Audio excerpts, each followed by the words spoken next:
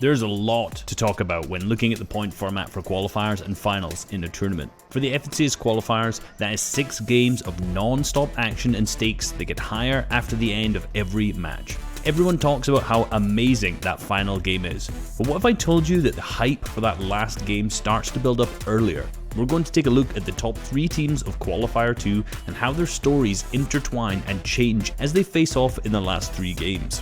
Kiriachi, Stormyrite, and Toos, Savage, Indretta, and Refsguard, Blois, Kaiser, and Hellfire. These were your top 3 trios at the end of EU's Qualifier 2, but they didn't hold those leaderboard spots the entire time throughout the tournament. At the halfway mark, all 3 teams were in different positions on the leaderboard and needed to do different things to come out on top. Fixing their mid-game mistakes from Qualifier 1, Savage's trio were in second. They had an amazing first 3 games with the 7th, 7th, and 4th, coming into the last 3 games confident. Kiriachi's trio were way further behind in 6th, about 10 points away from Savage. Their story was very interesting as they had better placements overall, but they were just lacking eliminations. They would have to get more aggressive in the final games. For Kaiser's trio, they were currently in 12th place, and in each individual game they were yet to make it to a top 10. They were almost 30 points down from the top 3. They needed to clutch big. There were signs of hope though, as they had a double-digit elimination game to start off the day, yet even that game wasn't in the top 10, so placement and wins needed to be the focus.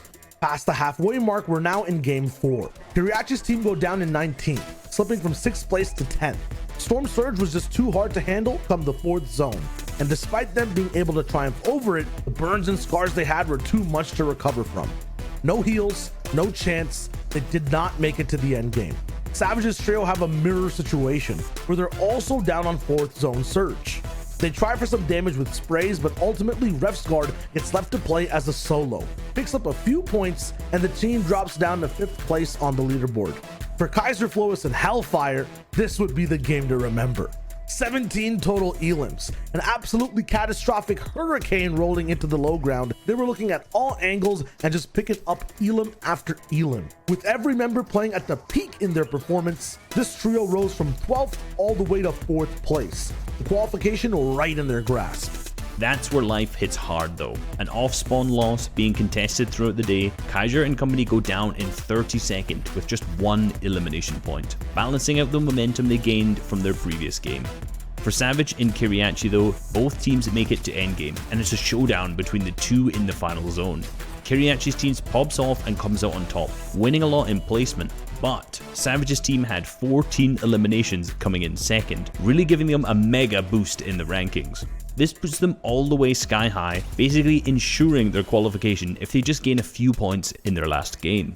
It's time for the finale, Game 6. A guaranteed ticket to finals on the line and 3 teams with very different stories throughout the day. Savage, Indretta, and Refsguard had enough clutches and pop-off throughout the day and clinched 7 more points, going down early to Surge in 23rd, doing enough to keep them in the top 3 no matter what. Then Kiriachi, Toos, and Stormy take action. Getting zoned right after half in and half out, they sneak up behind the highest team and secure the best spot to be in game. A spot to win, a spot to guarantee the FNCS finals. But pressure's tough, as is the zone, and they have to play it real safe, putting down pressure on builds, really securing that placement, but as a result not getting as many elims and running out of ammo and mats. Meanwhile, Kaiser, Flois, and Hellfire are in a world of chaos on low ground.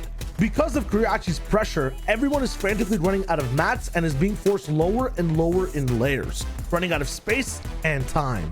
Kaiser's team is the cleanup crew and they take their job very seriously.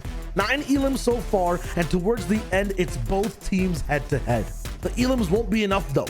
They need the win to qualify, and this time they have enough to retake height, drop down, and win the final showdown, qualifying them for the FNCS and landing them in the top 3. Kiriachi did enough too, because of the back-to-back top placements against the best teams in the last 2 games they just played. They have the consistency needed to be first now in Qualifier 2. But it's not about that last game. Everything each team did from the start to the midpoint onwards mattered, as it was a game of inches on the leaderboard. A lot of these gameplay switch-ups came in game 4, 5, and 6. as did the majority of points for these teams. That halfway mark is when you get to see the potential of who can qualify, and the hype starts to build no matter what stage of the tournament you're at. There's one more qualifier left this weekend for the FNCS. Which teams will have to adjust, clutch up in that last game? The final chapter of how that semifinals and finals experience shapes up ends soon. So tune in and be ready. You never know what happens after the halfway mark. That's it for now though, Fortnite fam. We'll be seeing you on that battle bus. Beep beep.